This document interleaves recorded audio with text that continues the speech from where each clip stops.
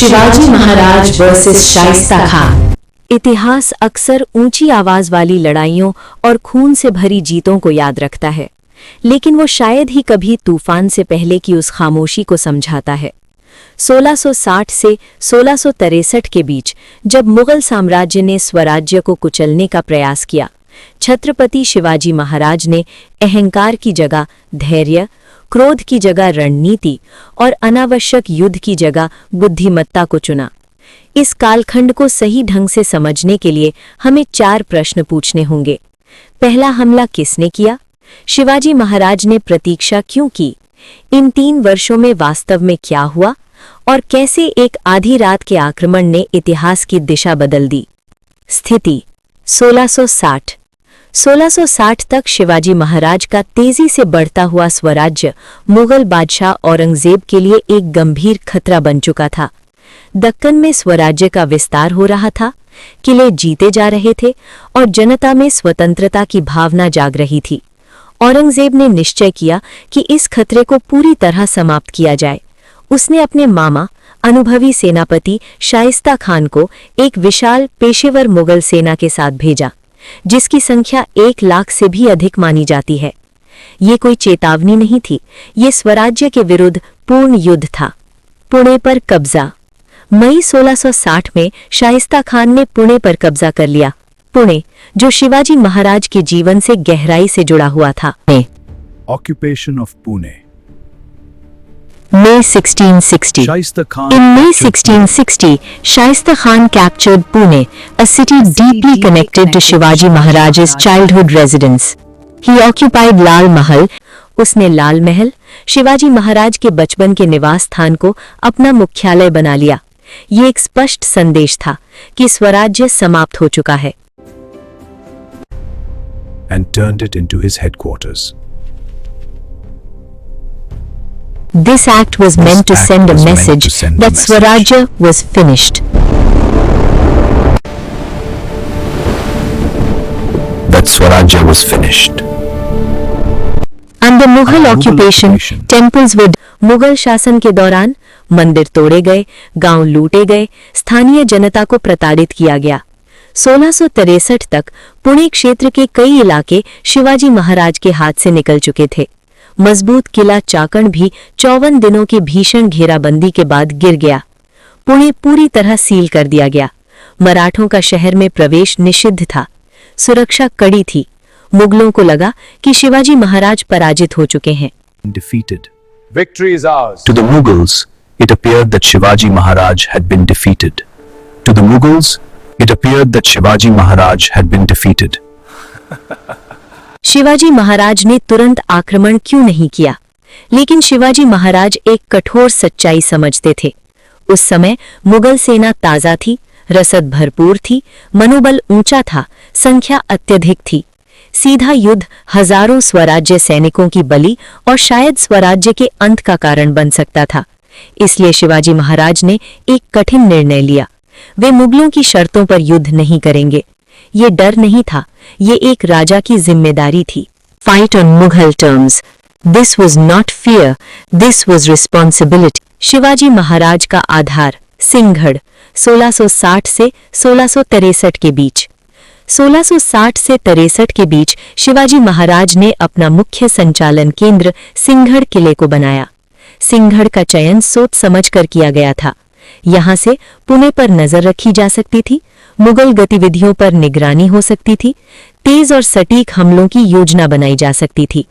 सिंहगढ़ स्वराज्य की गुप्तचर प्रणाली का केंद्र बन गया। ये 3 साल शांत नहीं थे, ये अदृश्य युद्ध के वर्ष थे। गणिमी कावा, असली युद्ध। शिवाजी महाराज ने अपनाई गणिमी कावा, दक्कन की भूमि के अनुसार ढली हुई गुरिल्ला युद्ध नीति। As गणिमी कावा, guerrilla warfare adapted perfectly to the Deccan.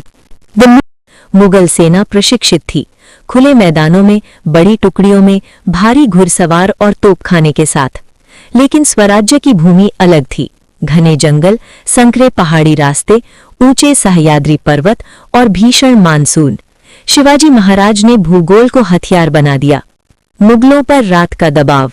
Maratha सैनिकों के छोटे छोटे दल रात के समय सक्रिय होने लगे। वे बड़ी लड़ाइयां नहीं लड़ते थे, बल्कि रसद काफिलों पर हमला करते, भोजन भंडार नष्ट करते, पहरेदारों को चुपचाप मारते, संचार मार्ग काट देते। हमले अचानक होते और उतनी ही तेजी से गायब हो जाते। मुगल सेना को कभी चैन नहीं मिला। मशाल और मवेशी भ्रम रणनीति एक अत्यंत प्रभावी मनोवैज्ञानिक रणनीति थी। भ्रम पैदा करना। रात में मवेशियों के सींगों पर जलती हुई मशालें बांधकर छोड़ दी जाती थी। दूर से देखने पर यह एक विशाल मराठा सेना जैसी लगती थी। मुगल सैनिक घबराकर गलत दिशाओं में दौड़ते, छायाओं से लड़ते और बिना दुश्मन देखे ही थक जाते। ये रणनीति कई बार अपनाई गई, सिर्फ एक बार नहीं। धीरे धीरे मुगल सैनिक रात से डरने लगे। Multiple times over the years, not just once. Slowly the Mughals began to fear the night itself. The real damage to Shaista Khan को हुआ असली नुकसान 1660 से 1663। शाइस्ता खान एक युद्ध में नहीं हारा, उसकी हार अंदर से शुरू हुई। मनोबल गिरा, अनुशासन ढीला पड़ा, खर्च बढ़ता गया। लंबे प्रवास और मौसम से सैनिक बीमार पड़े। कड़ी सुरक्षा के बावजूद आत्मविश्वास धीरे धीरे लापरवाही में बदल गया। शाइस्ता खान को लगने लगा कि शिवाजी महाराज अब प्रहार करने की स्थिति में नहीं है। यही वो भूल थी जिसका शिवाजी महाराज इंतजार कर रहे थे। निर्णायक प्रहार 5 अप्रैल 1663। 3 वर्षों की तैयारी के बाद शिवाजी महाराज ने कदम उठाया। 5 अप्रैल 1663 की रात उन्होंने चुने हुए मावलों के साथ पुणे में प्रवेश किया, विवाह योजल के वेश में। मराठों का पुणे में प्रवेश निषिद्ध था।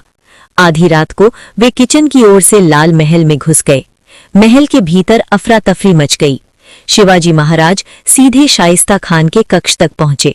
संघर्ष में शाइस्ता खान खिड़की से भाग निकला, लेकिन अपमान के साथ। उसकी 3 उंगलियां कट गईं, उसका पुत्र अब्दुल फतेह खान मारा गया, कई अंगरक्षक ढेर हो गए। पलायन और अंतिम भ्रम। शिवाजी महाराज सिंहगढ़ की ओर सुरक्षित निकल गए। पीछा कर रही मुगल सेना को भ्रमित करने के लिए मशाल बंधे मवेशी कातरज घाट की ओर छोड़ दिए गए। जब तक सच्चाई समझ में आई, enemy in the wrong direction. By the time the truth was realized, Shivaji Maharaj was already safe. By the time the truth was realized, Shivaji Maharaj पूरी तरह सुरक्षित थे। परिणाम और ऐतिहासिक प्रभाव। शारीरिक क्षति सीमित थी, लेकिन मनोवैज्ञानिक आघात विनाशकारी था। एक मुगल सेनापति अपने ही निवास में कड़ी सुरक्षा के बीच आक्रमण का शिकार हुआ था। औरंगजेब क्रोधित हो उठा। उसने शाइस्ता खान से मिलने से इनकार कर दिया और उसे बंगाल भेज दिया। Furious, he refused to meet Shaista Khan and transferred him to Bengal. Deccan अभियान वहीं समाप्त हो गया। स्वराज्य के लिए ये पुनर्जन्म था। आत्मविश्वास लौटा, भय समाप्त हुआ। 1 वर्ष के भीतर शिवाजी महाराज सूरत पर आक्रमण करेंगे। अंतिम संदेश ये है पूर्ण सत्य। शिवाजी महाराज ने मुगलों को संख्या से नहीं हराया, उन्होंने उन्हें धैर्य, तैयारी, भूगोल और सही समय से पराजित किया। 1660 से 63 की खामोशी कमजोरी नहीं थी, वो विजय की नींव थी। कभी कभी सबसे बड़ा साहस ये जानना होता है कि कब युद्ध नहीं करना चाहिए। जय भवानी, जय शिवाजी।